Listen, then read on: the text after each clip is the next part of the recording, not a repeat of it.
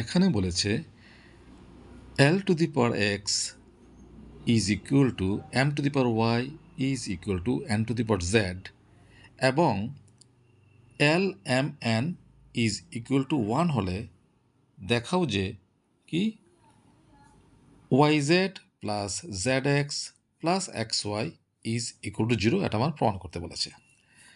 আচ্ছা, তো অঙ্কটা দেখলে মনে হয় কীরকম হবে, আসলে ততটা কঠিন নয়। লক্ষ্য করে কীভাবে করেছি। আচ্ছা, কী দেওয়া আছে? দেওয়া আছে, লিখছি, কী দেওয়া আছে? L to the power x is equal to m to the power y is equal to n to the power z, এটা দেওয়া আছে। মনে করি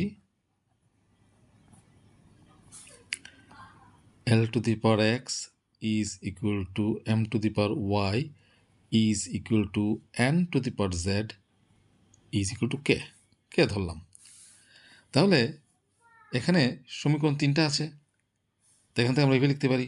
সুতরাং L to the power x is equal to k, আবার লিখতে পারি m to the power y is equal to k, আবার লিখতে পারি n to the power z is equal to k। ঠিক আছে, তাহলে এখান থেকে কী পেলাম? Or L to the power x is equal to k হলে এটাকে আমরা এভাবে লিখতে পারি L is equal to k to the power 1 by x, এটা উঠে যাবে। x নিয়ে যে কিছু নামের কত আছে, 1 আছে, এটা উঠে যাবে 1 by x। একই রকমভাবে এটা লিখতে পারি m is equal to k to the power 1 by y, or এখান থেকে n এর মানটা পাই n is equal to k to the power 1 by z। ঠিক আছে, আচ্ছা এখন দেখো নেক্সট স্টেপ কী হবে। দেখো আরেকটা জিনিস দেওয়া আছে, কি দেওয়া আছে? L m n is equal to 1, আবার দেওয়া আছে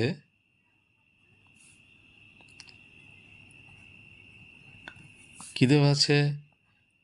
L into m into n, তার মান কত দেওয়া আছে? 1। এখন কি করব? এই যে একটু আগে L এর মান বের করেছি, m এর মান বের করেছি, n এর মান বের করেছি, এগুলো এখানে বসিয়ে দেবো। L এর জায়গাতে L এর মান কত? k to the power 1 by x into m এর মান কত? k to the power 1 by y, k to the power 1 by y into n এর মান কত? k to the power 1 by z, k to the power 1 by z is equal to 1 লিখতে পারি। Or এখন দেখো গুণের বেলায় বেস যদি সমান থাকে তাহলে পাওয়ারগুলো কী হয়? যোগ হয়ে যায়। তাহলে এটাকে আমরা এভাবে লিখতে পারি k to the power 1 by x plus 1 by y plus 1 by z is equal two, এখানে কথা হচ্ছে 1।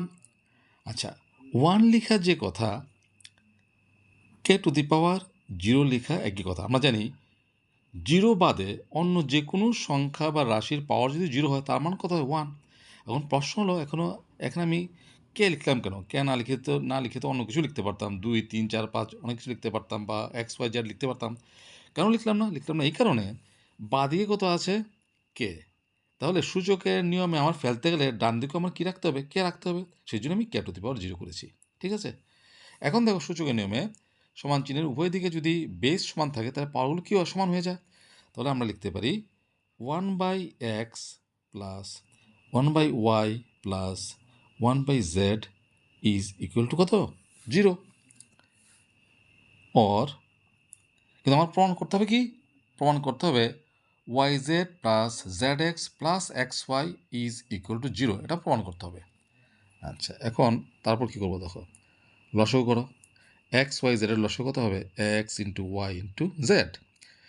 x দিয়ে লসাগুকে ভাগ করলে x x ক্যান্সেল হলো, y z দিয়ে 1কে গুণ করলে y zই হবে, প্লাস ওয়াই দিয়ে লসকে ভাগ করলে ওয়াই ওয়াই ক্যান্সেল, হলো কত এক্স জেডকে 1 দিয়ে গুণ করলে কত হবে এক্স জেডই হবে, প্লাস জেড দিয়ে ভাগ করলে লসকে ভাগ করলে জেড ক্যান্সেল হলো এক্স ওয়াই 1 দিয়ে গুণ করলে কত হবে এক্স ওয়াই হবে, ইজ ইকুয়াল টু 0।